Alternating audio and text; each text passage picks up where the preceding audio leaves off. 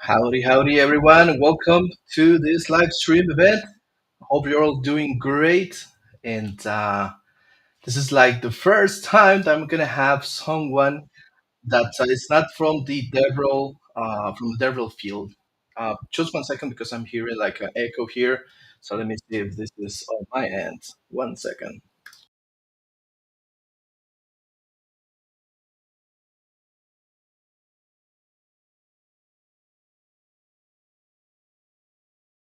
There you go. I'm back. All right. So here we are. Let me know in the chat if you're hearing me well.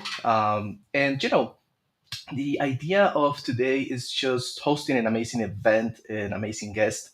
But before I introduce him, I'd like to invite you to say hi on the chat. Don't be shy.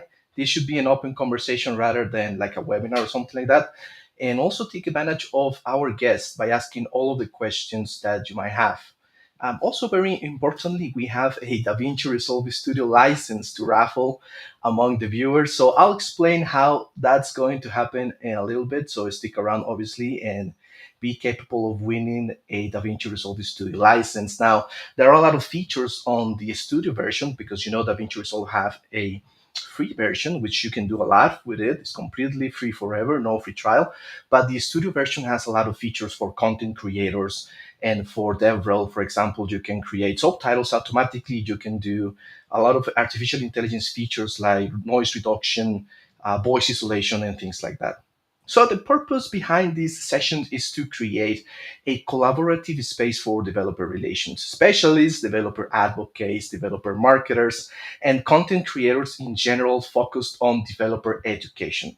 The idea is that together we can share insights, best practices, and resources to support developers in their journey. So let's welcome our guest. Let me just go back here to this camera and welcome our guest with over 36K subscribers, Aaron Francis, who is a developer educator, conference speaker, creator, father of two set of twins. Hear me that two set of twins. Also, we're going to talk about that a little bit. And he's going to share some valuable insights into crafting compelling video content, building an engaged community, and mastering the art of communicating technical concepts effectively. Aaron, how you doing? Wow, that's quite an intro. Thank you. I'm doing great. Thanks for having me. I'm excited to be here and excited to hang out for a while. Sure. So first of all, the question has to be asked. Two, twins twice. How did that happen? How did that make you feel when that happened the second time? Man, when it happened, I was shocked when it happened the first time. When it happened the second time, I thought my wife was kidding because she came home she came home from the first, sonogram and showed me a picture and I was like, "Oh, looks like there's two of them in there." And we both just started laughing and I was just shocked. I had been joking about it for a long time like, "Hey, wouldn't it be funny if we had two sets of twins?" And then it actually happened and I was like, "What is going on?" So, we've got two 3-year-olds and two 6-month-olds. Wow, that's quite a challenge for sure, right? Yeah, it definitely is. Well, still having two set of twins, and obviously that requires a lot of attention and work. You get to manage a very successful YouTube channel. You create amazing content. You have a big set of followers. So I wanted to ask you, like, the first thing to get things started. Sorry, and if anyone in the audience have questions, we're on LinkedIn, we are on Twitter, we are on YouTube. Please let us know in the chat if you have questions along the way and we can bring them on the stage at any time. But to kick things off, I was reading your biography and I was just getting up to speed about who you are. And I bet there is a great story in Aaron being a tax accountant, moving to software development, and obviously then to developer education. So can you share a little bit of your story and how that big change happened, moving from a whole different field into software development and then education? Yeah, sure. Yeah, I actually got my degree and a master's degree, in fact, in accounting, and then sat for the CPA exam, and so I'm like a fully licensed CPA. And then I went to work at an accounting firm for 1 year. I went to a big firm called Ernst and Young, and I was there for 1 year, and I was like, man, this is is miserable. So it wasn't very fun. And I watched like people a few years ahead of me. I saw what my life was going to look like and I didn't want it. And so I decided like, I grew up being a software like tinkerer. And so I had been, I knew how to program. And so I started doing odd side jobs while I was still at Ernst and Young. And then finally I was like, nah, I'm just going to go be a programmer. So I made it 1 year. I spent 5 years in school getting my degrees and then 1 year actually practicing. And then I was like, I'm out of here. Yeah, I know that feeling. I also come from a whole different background at some point, and I was like, no, definitely I want to do something different. And computer science in general, and computer engineering. And then when I started to do like filmmaking and things like that, I also feel very passionate about it, and that's why I wanted to merge those two things into something that I didn't knew existed at that point, which is Mm-hmm. DevRel, and Mm-hmm. I'm happy about it right now. So. Um, to kick things off also in another thing that is very important on your trajectory, one Mm-hmm. is having two set of twins, also moving Mm-hmm. from being an accountant, and then unfortunately, as many people had happened, you were fired not so long Yep. ago, Mm-hmm. and that turned to be like a situation that you used to move forward, not Mm-hmm. to like feel lame about it, or to you actually use it as a step to move forward in your career. So can you share a little bit about that story, how that happened, and how you use that to move to your next chapter? Because maybe somebody who's watching this got fired in all of those fires that happened a couple of years ago and also last Mm-hmm. year. So just share a little bit about that. Yeah, sure. So I got laid off, let's see, maybe 3 months ago now.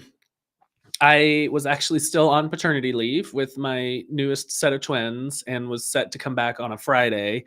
And on the Wednesday before I came back, they laid off the entire marketing team and the entire sales team and a bunch of engineers. And so they laid off like half the company. And so there I was, like, you know, two, four kids under the age of 3. My wife works way harder than I do, but she works at home. Like she's a stay at home mom. So I'm like the sole breadwinner. I've got a million kids, and now no job while I'm still on paternity leave. So it was a pretty big surprise. I was super shocked. And so, I waited a few days and then finally tweeted about it when it became public, when the layoff became public. Right. I tweeted about it and just got like an intense amount of overwhelming support from kind of like our community, and felt like, hey, I'm gonna be all right. And so then, that felt like, okay, I have options. I've got, job opportunities. And I started, the next week I started doing some interviews. And at that point I was like, I don't really know what I want to do, because I had just left that company, and at the company that I was at before, I was doing a lot of YouTube videos. I was basically a developer educator at that company, and I grew the company YouTube account to like 35,000 subscribers, which is, I think, hard to do for a company account. And a bunch of companies were like, "Hey, do you want to come do YouTube for our company?" And I just kind of started to think like, I could go join some other company and kind of just play the same song again, just like do it all again. Um, but that just started to become less and less compelling. It just seemed less interesting and like not a challenge. And Mhm. so throughout that process, I actually had a few of the people that I was like interviewing with tell me, "Hey, you should go out on your own and we'll be your first client." And I was like, "Wow, that's really interesting." And so after hearing that a couple of times, I reached out to a guy that I worked with at the old company that I really liked, and was like, "Hey man, you want to like you want to try to do this thing together?" And he was like, "Yeah, let's do it." And so that's kind of the genesis of, what we've been doing the past 3 months. So it's me and my friend Steve, and we started a video production studio for developer content, called Try Hard Studios, and that's what we have been doing since then. And Awesome. it's working. It's like actually working, which is crazy, but we're having a lot of fun. That's crazy. Yeah. Well, first of all, congratulations on making that work. Um, and I wanted to ask you, like, in terms of the Try Hard Studios, which is what you're being co-founding with your friend, I Hmm. saw you're building in public. Hmm. You're actually sharing your story on how creating a company that creates content for Hmm. developers and how the experience is and how you try new stuff and how things are going. I saw your videos, you're publishing videos very often. Hmm. So what does building in public means? Like, for me, it's a huge responsibility because you have to take care of the company itself, growing the company, Hmm. finding the customers, creating the videos. You also have your own like YouTube channel because I see your published content, sorry, very often, but and Yep. also you're publishing how you're building that in public. So how's that experience, and how do you? I will say the question more of will be more likely like, how do you manage to do so many different things on so many different areas? Yeah. I think part of it is I think part of it is our business model. Like our business model is attention, so like we're trying to get people to go watch our videos and go subscribe to YouTube and follow me on Twitter. And so some of it is just like purely this is like I am the top of the funnel for our business. And so I think that's an important caveat for people listening. Like it just so happens that the people that we want to reach and the people that are on Twitter are basically the same thing. Like it's a circle. And I think a lot of people get hung up on like if you're building B2B SaaS for commercial roofers, like building in public on Twitter is not going to be that helpful. Like it's fun, and I think like putting yourself out there is generally net positive, but in terms of like meeting your business goals, it's not going to be that helpful.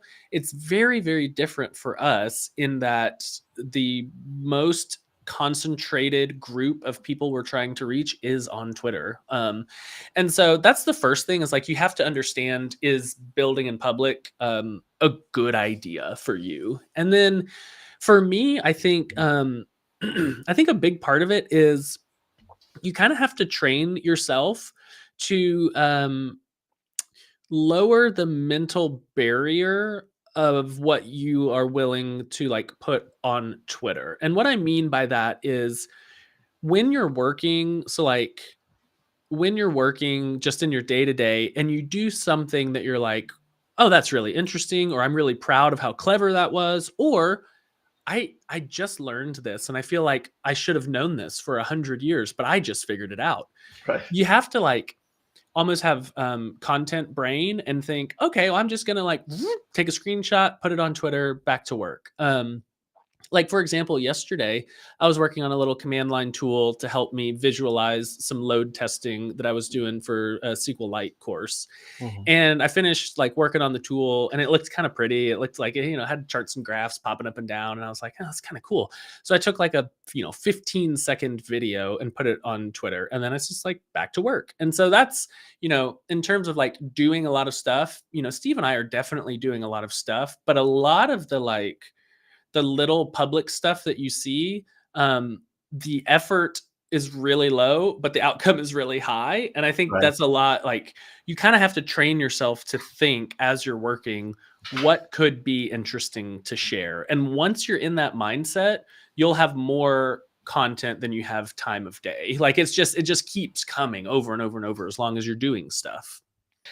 Yeah, that's true. And that's also one thing I wanted to bring up, which is, at least for me, and it seems that also for you, sometimes the pieces of content that you spend the less time on and maybe effort, like you don't think too much about it, you just put it out there and it has a huge impact. And for example, I was talking to my leader and my boss, the company that I work for.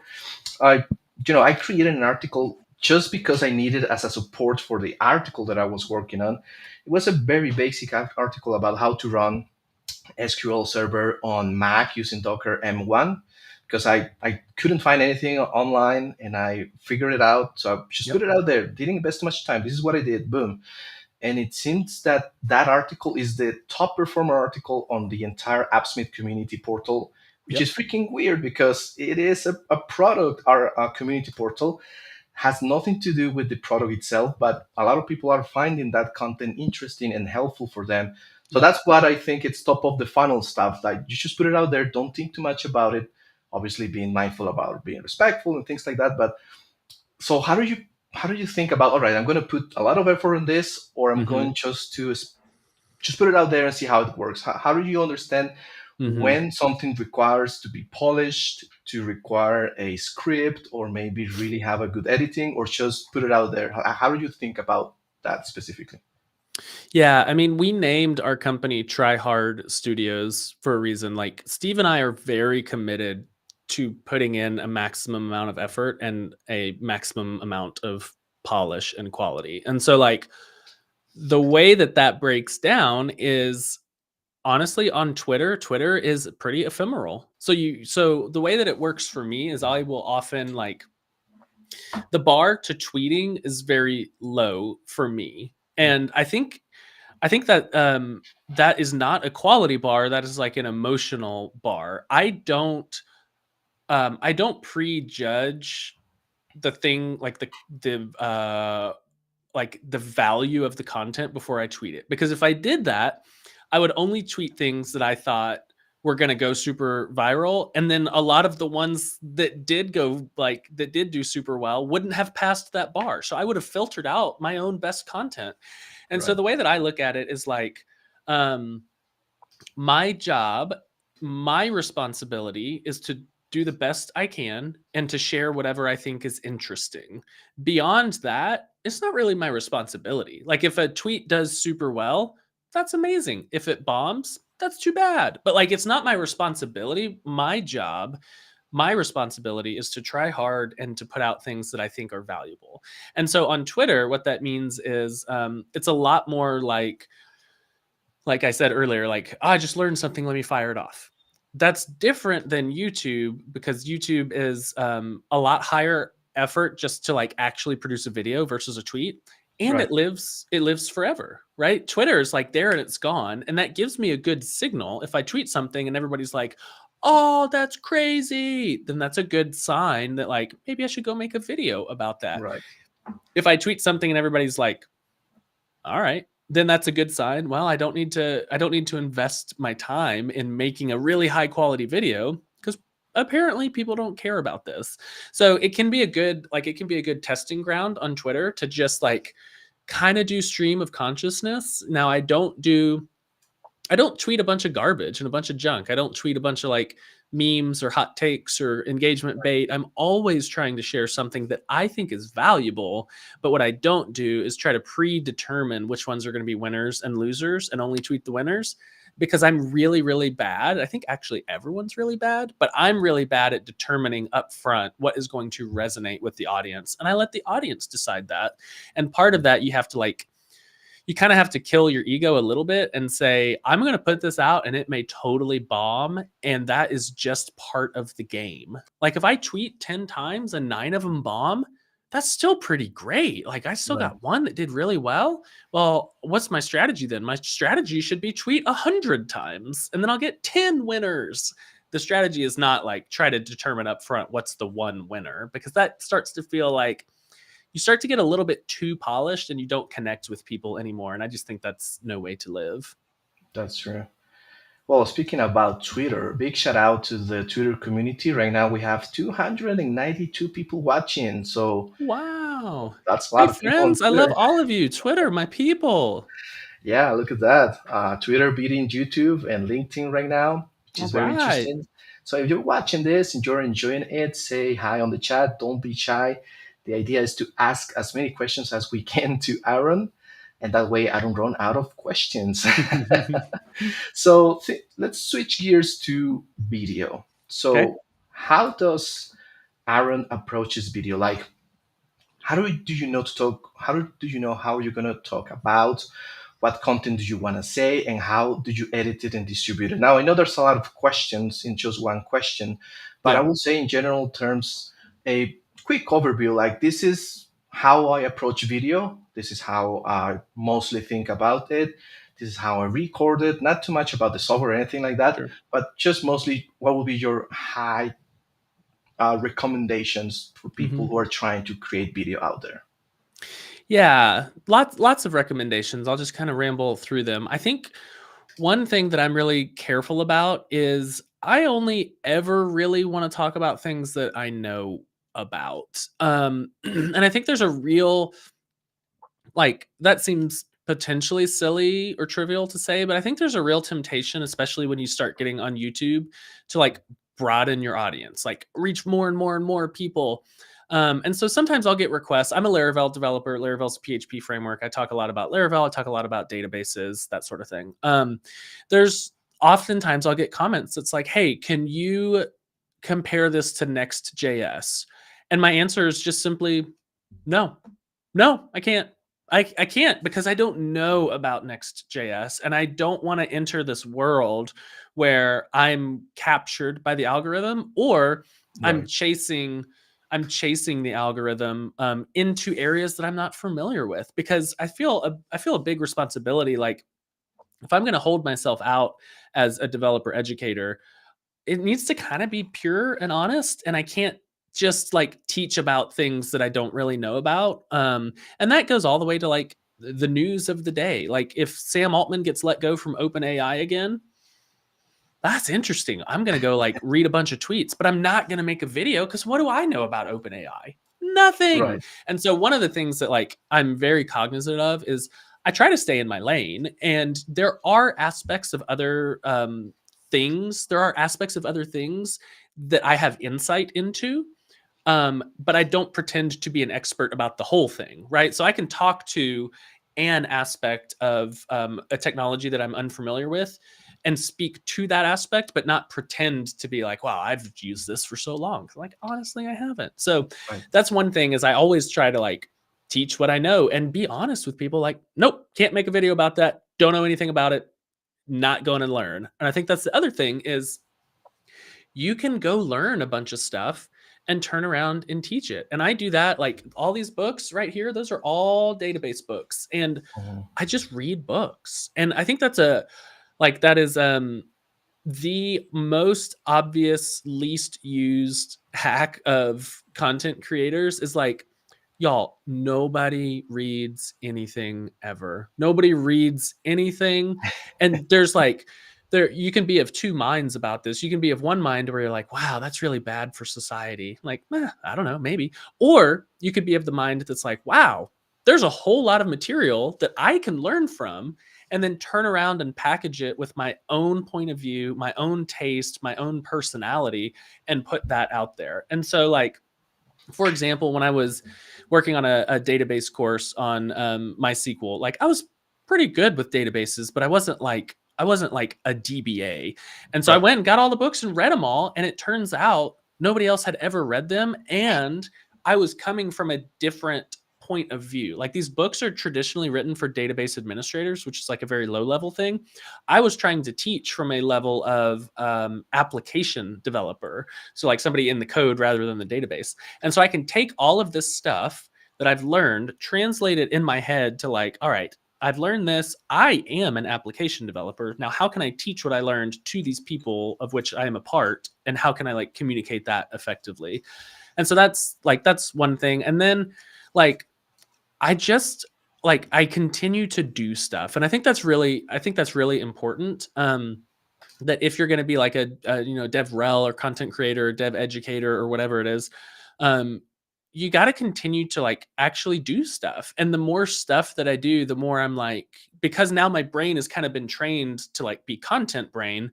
As I'm working on something, I'm like, hey, there's an interesting angle to that. I wonder if I could package that up and turn it into a video. And usually the answer is yes. Sometimes you find something that is technically interesting that it's like, boy, this is so esoteric that I can't even like turn it into a good video. And you just gotta let those go.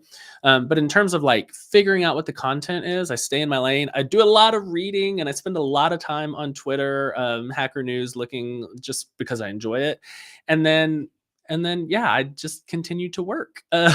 So I think that that's kind of the stuff for how I find the content. That was a long answer. What was the second part of the question? So, you know what you want to talk about, and you know you have to be prepared, which is what I'm Okay. putting right now on the screen. Read the freaking manual by Read the Aaron. freaking manual. No That's really matter how true. many times I say it, very, very few people do it. And so it continues to be a relative advantage. Awesome. So I will say the other question was around distribution. Hmm. So you can create a very valuable piece of content, and I know a lot of people out there who are creating good piece of content, but unfortunately it doesn't reach their audience. Hmm. So it's not worth it. So my question to you is distribution. How do you get the content that you create to the right people? Do you have Hmm. any recommendations, or just happens organically? Yep. Yep. Um, yes, I think I have many recommendations. So one is the platform that you distribute on mandates a few things. So you have to kind of like you have to think, where am I going to put this piece of content? So for example, a video that goes to be he changes toners every few months. I do actually have a whole box of toner. I print out a lot of stuff. I print so much stuff. So like if the video is going to go on YouTube, you are competing with Mr. Beast. Like that sucks. You are though. And so that is a reality. You may think you're competing with other people in your niche, which you are, but you're also competing with the entire world. And so when you put a video on YouTube, I think there has to be an eye towards entertainment.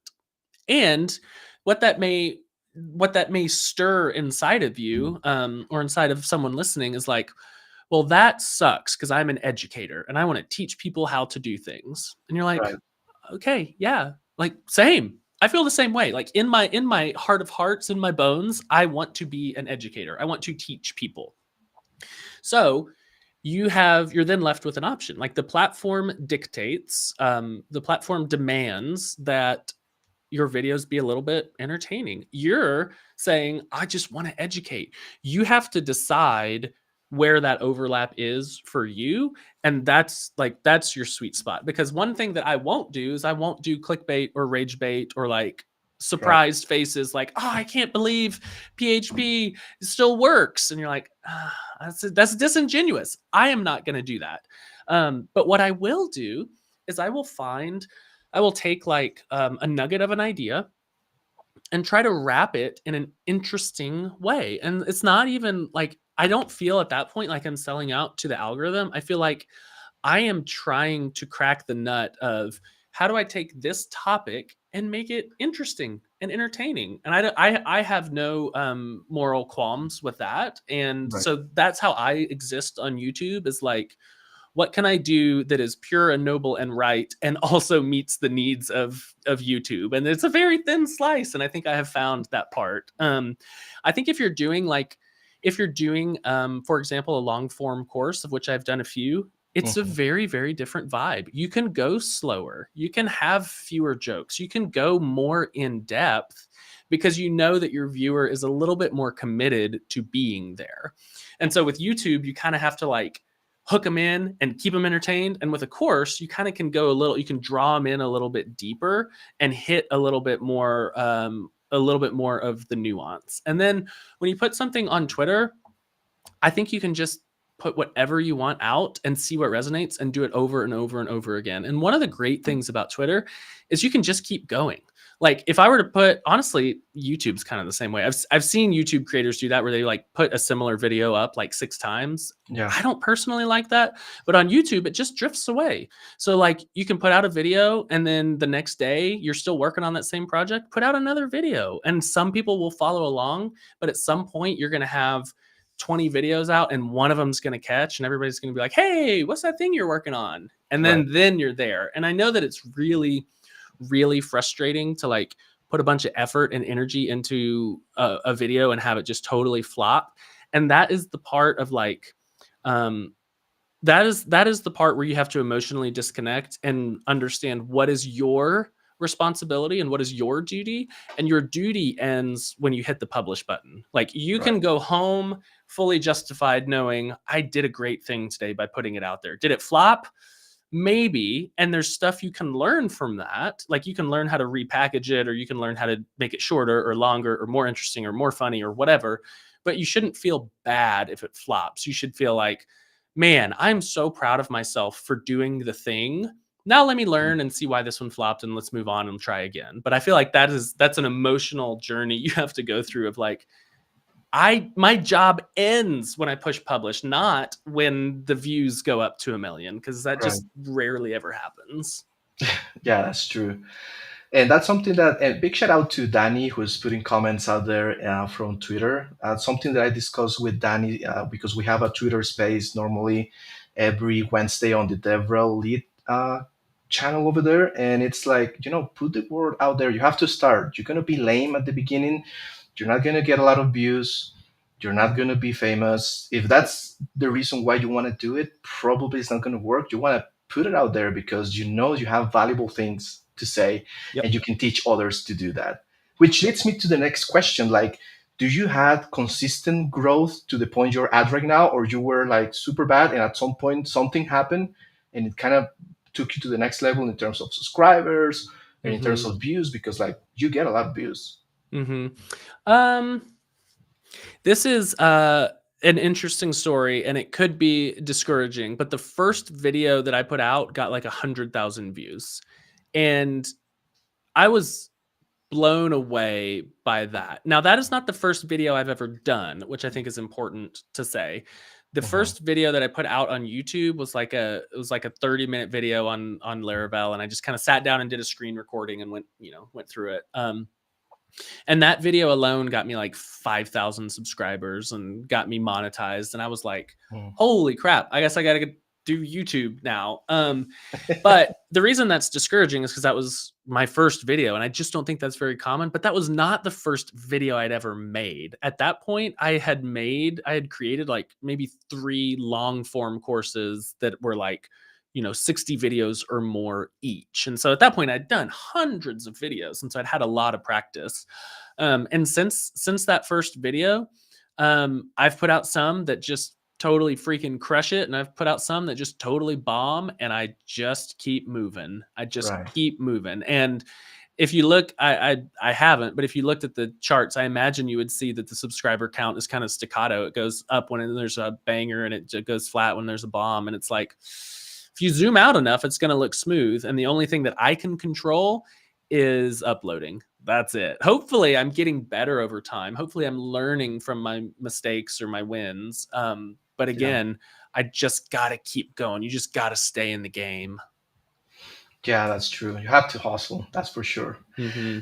So, Aaron, I want to be mindful about your time. It's 35 minutes already. And I just wanted to ask you if you have a little more time to stay Sure, because, yeah, go as long as you want. all right, cool. Because we have 467 people only on Twitter. So that's growing Whoa. very intensively right now. A lot Enjoy of me people. drinking a spindrift, all 400. Awesome.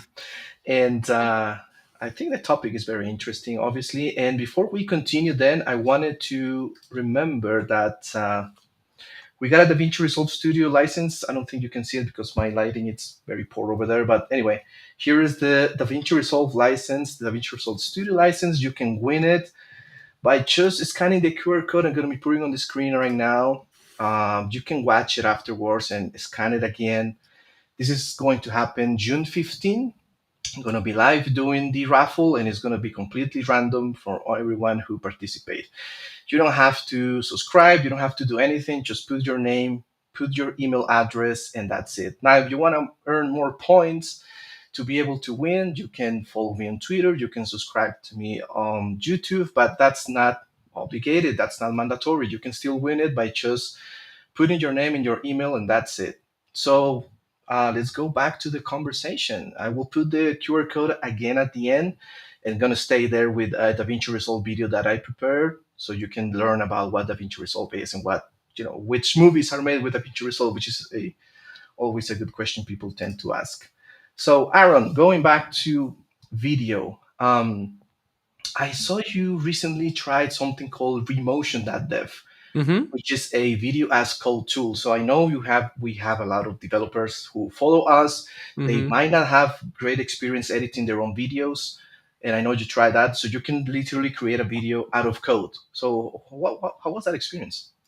It was amazing. Now, here's the sticky wicket. I'm not a React developer. And so it was really like, I'm not a React developer. My whole front end journey has been vanilla JS to Vue JS, over whatever it's been, 20 years now. And so um, diving into the React world was like, boy, I'm in over my head. But, yeah, I've learned things before. I could learn things again. And so using Remotion was awesome. It's so cool to be able to programmatically create videos. I will say, it doesn't really.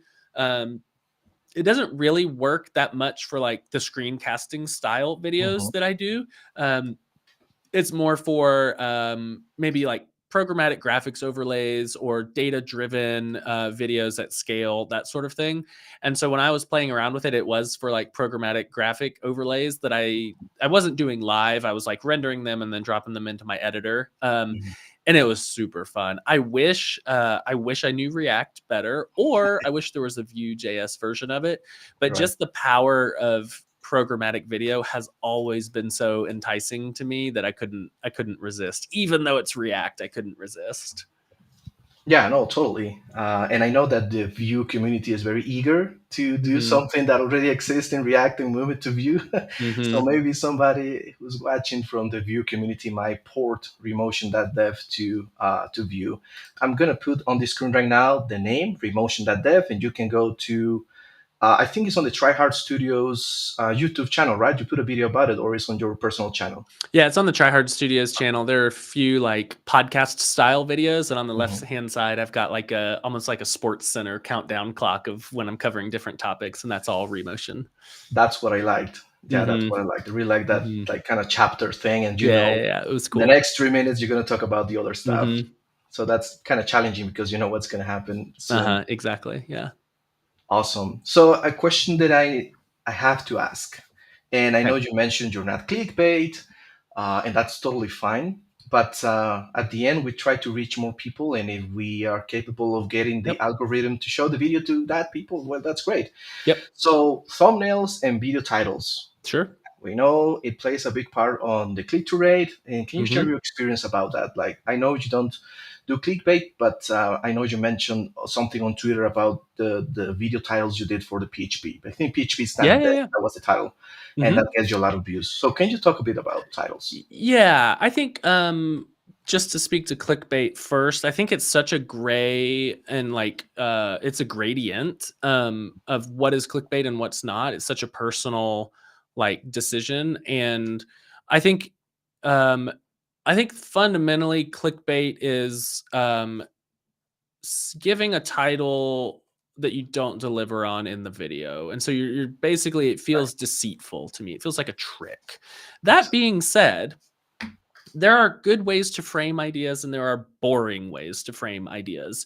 And Mm. if you have a choice, go with the good way. And so like you don't have to deceive people. You don't have to deceive people to make something interesting. Like so the PHP video, for example, I did a video a little while back. I think it's still the highest number of views on my channel. I think it's like 200,000 views or something. Right. I did a video a little while back about the evolution of PHP in the past like 10 years. Like I said, I'm a PHP developer.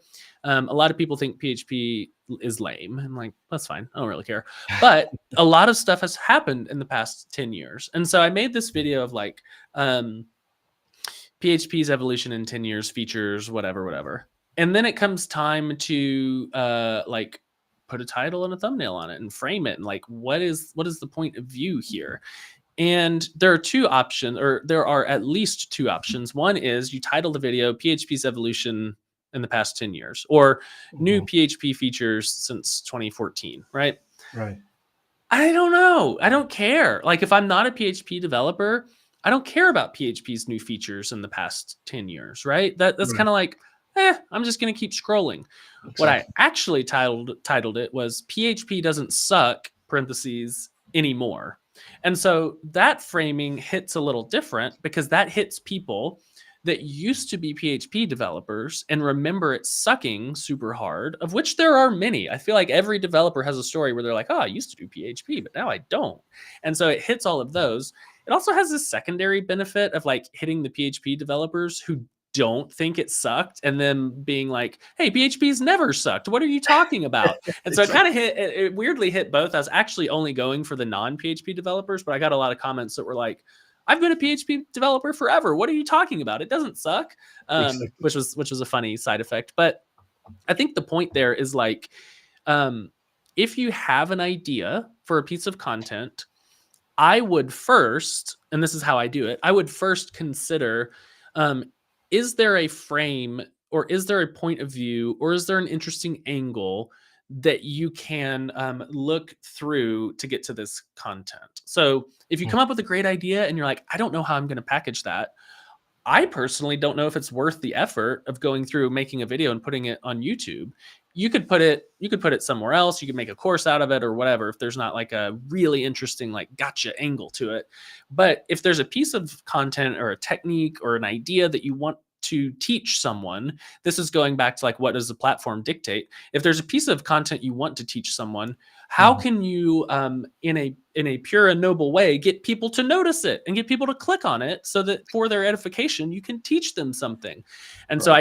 I don't think it's wrong or bad or anything to try to be interesting. I think it's wrong to deceive. I think it is wrong to deceive, and it's wrong to pretend like you're totally shocked about something that you're not shocked about, but to like be interesting, great. Don't You got lie. to do that. That's part of the game. That's it. Don't lie. Exactly. Yes. Do Which is not what lie. Do happens not with. trick me because if you trick me, I'm never going to come back and I'm not going to like you. Like if you Exactly. continually, or maybe even once, trick me into clicking on a video and I feel deceived, ooh, it's like, that person's a trickster. I don't trust them. And we're playing a long game here. You got to play the long game. Exactly. And even more with developers, because the developer ecosystem and community, it's big, but it's also small. Like Hmm. if you get people get a sense of you being like a person who just do tricks or do like clickbait content, they're not Yep. going to respect you. And if you want to put actual content out there to educate people, Yep. then you're gonna lose it. So yeah, slow and steady growth, it's Hmm. gonna beat like something clickbait, which is gonna be a momentary thing, but then it's just gonna hit you because you're gonna hit a wall for sure. Yes. In the short term, clickbait can win. I think in the long term, reputation wins. And that's what I'm optimizing for. Exactly. So we're getting close to an end here, but if you have questions, I see we have 542 people on Twitter, so it will be nice if you have questions for Aaron's to put it on the chat. Don't be shy. Also, if you're on Facebook, YouTube, or LinkedIn, ask your questions if you want. We have a lot of people joining from Peru, from India, from United States, from Europe. So that's amazing to have such a large community trying to get something about Aaron and from Aaron.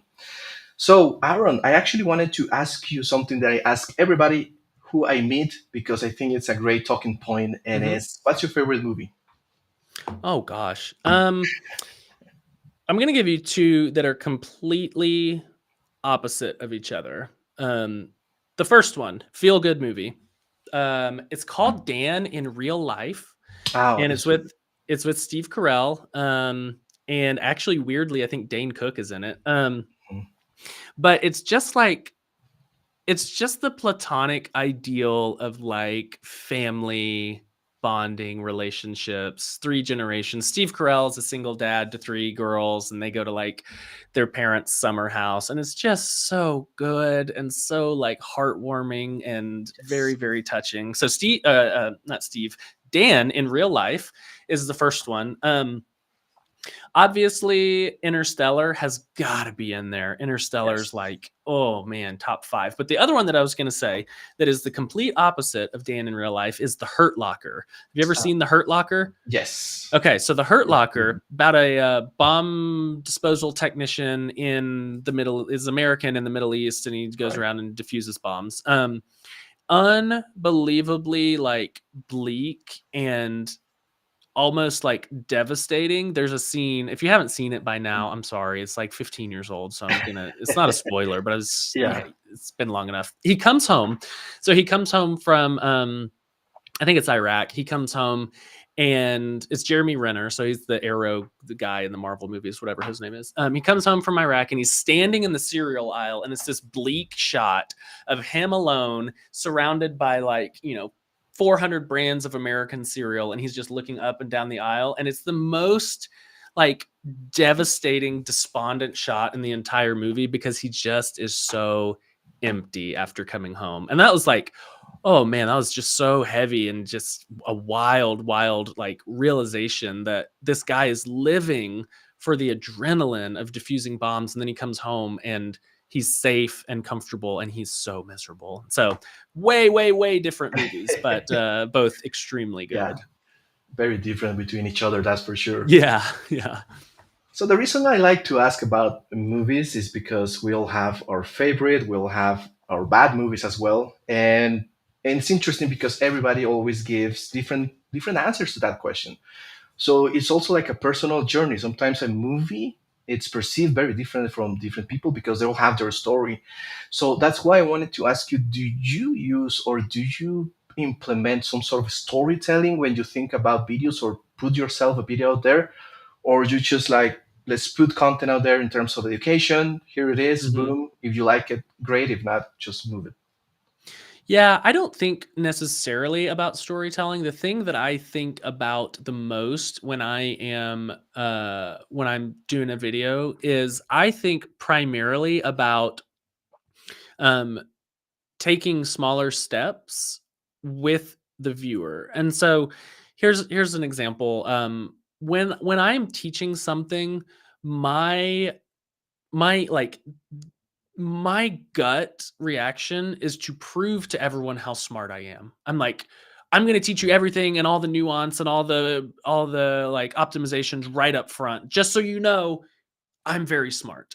And it's like that's a disservice. That's a disservice to the viewer. And that's like a fragile ego kind of thing. And so what I'm always focused on is like, how can I take the viewer from not knowing something to knowing a little bit more, and then a little bit more, and then a little bit more, and bring them along this journey with me? Because like I said, what I view myself as is a teacher, not an entertainer. I want to be an entertaining teacher, but at my heart, I'm a teacher. And so my responsibility is to the viewer. And I think the best way to like teach somebody something is to teach them a little concept and then build on top of that and build on top of that. And so I teach the original thing, and then I teach the optimization, and then the nuance, and then the way that it doesn't always work, and then some alternatives, instead of like throwing everything at them all at once, because then they're like, bro, you're teaching me alternatives, but you haven't taught me the real, like, I don't even know the main way, and you're already telling me when it doesn't work. And I feel like Right. that's where you start to like, that's when you lose people. And you could say you can have a point of view where it's like, well, these students got to keep up. And it's like, well, that's not a very generous point of view. Like, why don't you just teach better? And so that's what I'm always thinking about. Story is less interesting, Mhm. or less like I'm less skilled on that. And so I don't think about story as much, but I try to keep the pace pretty good with dopamine hits of like, hey, you learned this. Oh, you learned this. Oh, you learned that. And that hopefully keeps them entertained. Exactly. That's a great recommendation. And actually, there is a question from Nimit Savant on Twitter. Mm-hmm. What should be an ideal length of a video explaining a concept on YouTube while also grabbing their attention, Mm-hmm. considering the short attention span of viewers these days, which is actually true. Mm-hmm. The video should be as short as it can be and as long as it needs to be. And so I think, um, let's see. I think that people do have short attention spans, but I think that people really do want to learn.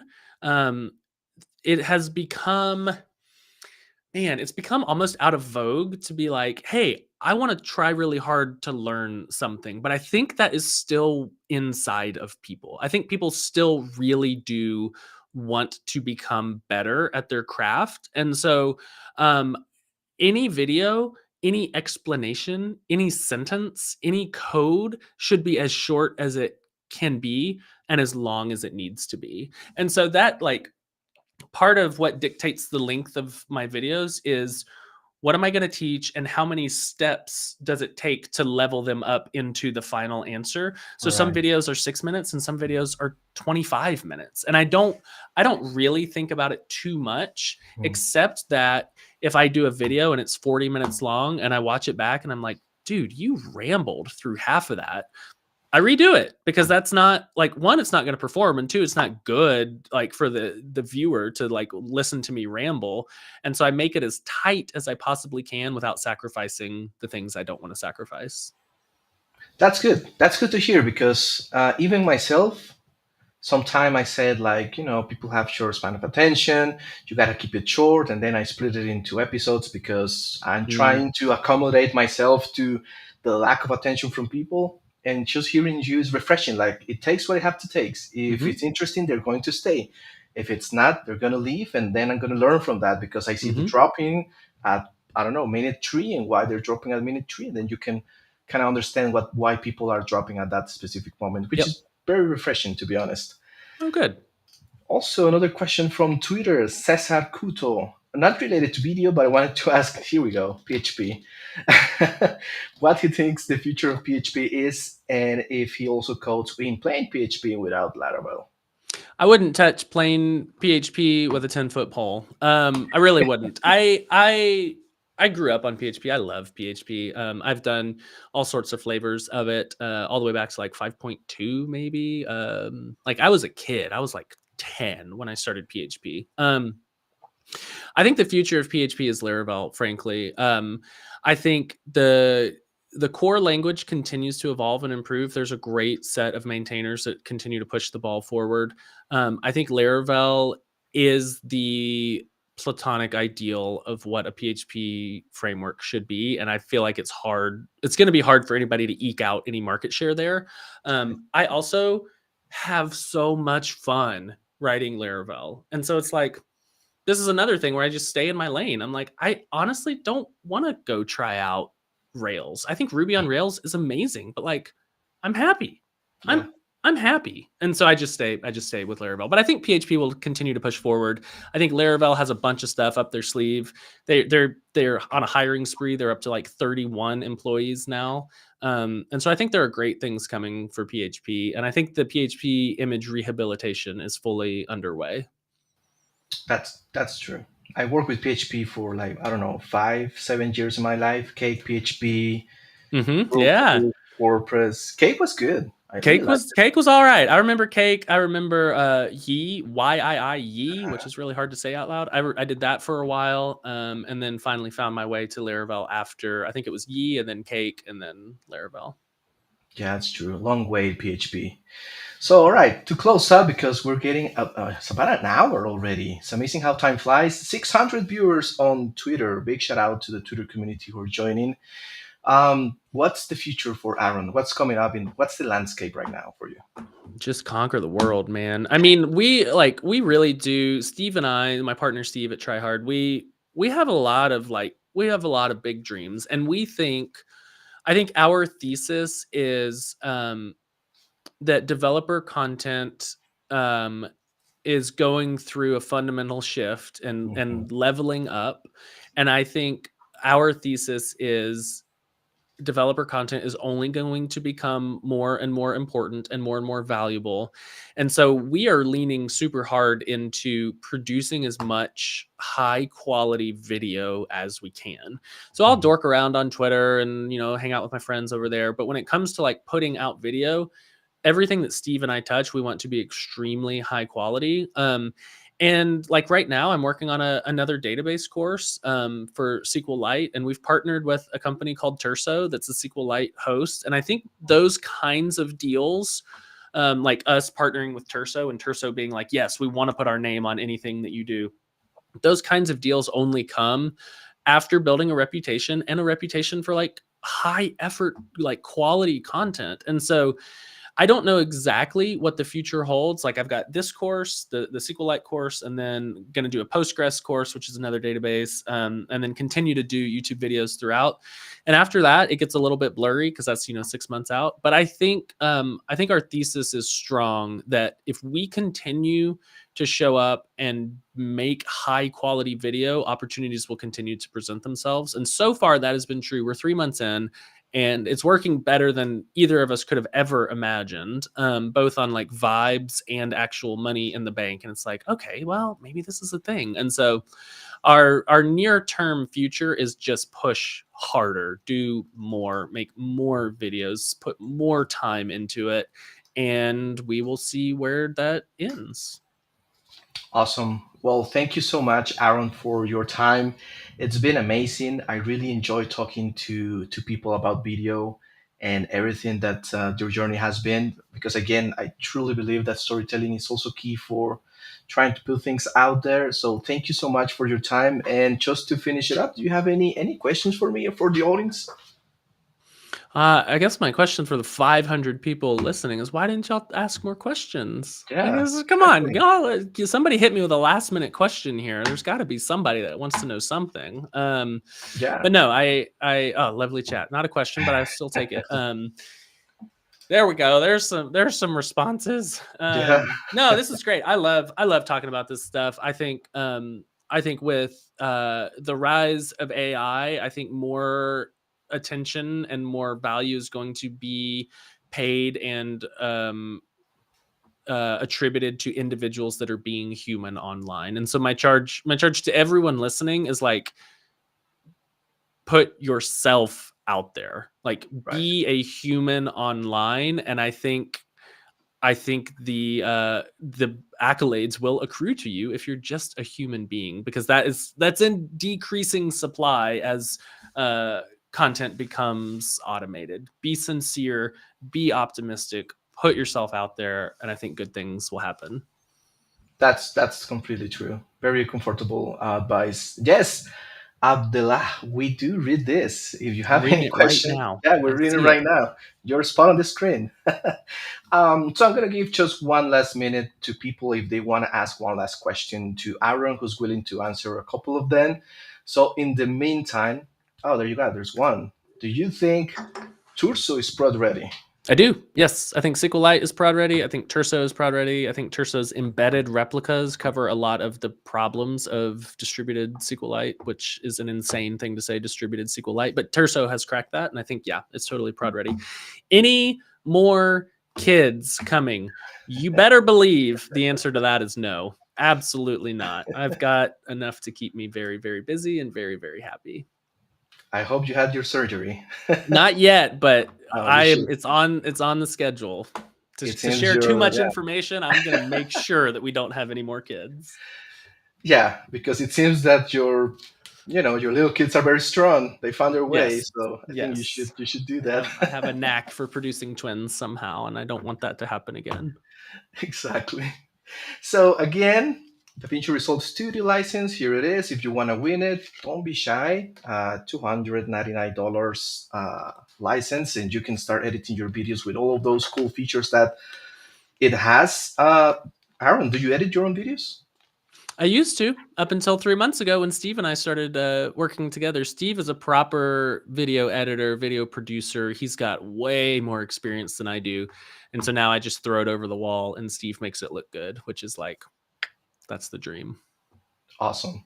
That's great. Do you know what he uses to edit? Does he use Premiere or DaVinci I or think what do you use to use? I use ScreenFlow because I'm a lowbie, and ScreenFlow is so easy to Yeah, use. it I is. think he uses Premiere, but I don't actually know. That's a good question. Cool. Well, if you want to join my YouTube channel, there's a lot of DaVinci Resolve videos that I put out there for people who doesn't know anything about editing videos and want to put out their videos for developers. Is very focused on things like making sure your videos are not boring, zooming in, Mm. zooming out, putting your titles, your animations, your transitions, automatically put subtitles and closed captions, which is super important Cool. because DaVinci Resolve has a bunch of AI features that they just Hmm. launched. So, I mean, you can win it. You can participate and win it. So it doesn't seem that there is any other questions, Aaron. So I think we can start closing the session right now. Okay, great. Thank you so much for your time. I really Of had a course. wonderful time. Thank you to everyone, the 645 people who are live right now. I hope you really learned something from Aaron. Oh, there's one last thing over there. Do I have to wait 90 days to see the result of the giveaway? Yes, you have to. I'm afraid, but that's because next week I have another person joining my channel, which is Jake Ward. So Jake Ward is the CEO of a company called Data Protocol. So what they do is basically something very similar to TryHard Studios. They create videos for developers, Hmm. but they're more focused on the companies that needs to create videos for developers. So he's also going to come here and talk about video, to talk about the developer journey, how you can resonate with the developer journey and try to create content on the different stages of the developer journey, whether if it is awareness or traction or growth, etc. He's going to Cool. come here and talk. So if you participate next week, I'm going to be enabling another option to win more points. So if you join and just scan the QR code again, you will see more options to maybe have a big chance to win the DaVinci Resolve Studio license. So thank you so much, Aaron. Take care, and I see you on the next one. See ya. Bye bye.